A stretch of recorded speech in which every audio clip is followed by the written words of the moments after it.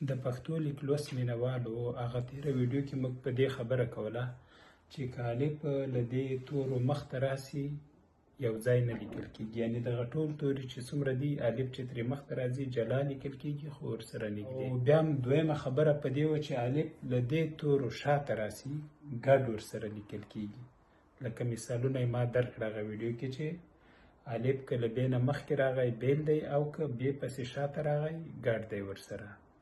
نن په دې څو تورو خبرې کوو چې الف که ترې مخته راځي او که شاته راځي یو ځای نه ورسره لیکل کېږي.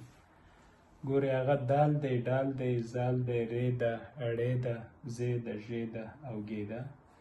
دا نور ټول پښتو دي، دا یو پکې عربي توری دی. اوس دال دی، الف که ترې مخته راځي او که شاته ګډ نه ورسره لیکل کېږي، لکه ادا یا مثلا اداکار. ادا خو پېژنئ، ځینې خلک یې پلار ته م وایي، نیکه ته م وایي، او ادا چې د ناز و ادا چې وایي هغې ته م راځي. یا الف چې د ری نه مخته راسي که شاته ګډ نه لیکل کېږي، دا څه شی ده؟ ارام ده خو نږدې سره لیکل کېږي. یا مثلا زې نه چې الف مخته راغی یا وروسته راغی ګډ نه ورسره لیکل کېږي، لکه آزار. دغسې نورې بېلګې هم کېدای شي تاسو پیدا کوي چې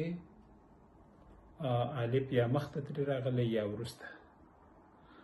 نو دا توري سو تاسو یې وپېژنئ، یا که کمپیوټر کې لیکل کوئ، که موبایل کې لیکل کوئ او که په کتابچه کې کوئ، طریقه ټوله همدا یو شی ده، خو خاص چې ستاسو په ذهن کې کښېني. راتلونکي کې بیا یو لوست لرو چې څنګه په قلم لیکل وکړو، او یو وخت به بیا راځي چې زه درته کمپیوټر یا په موبایل کې لیکلو طریقه هم وښیم.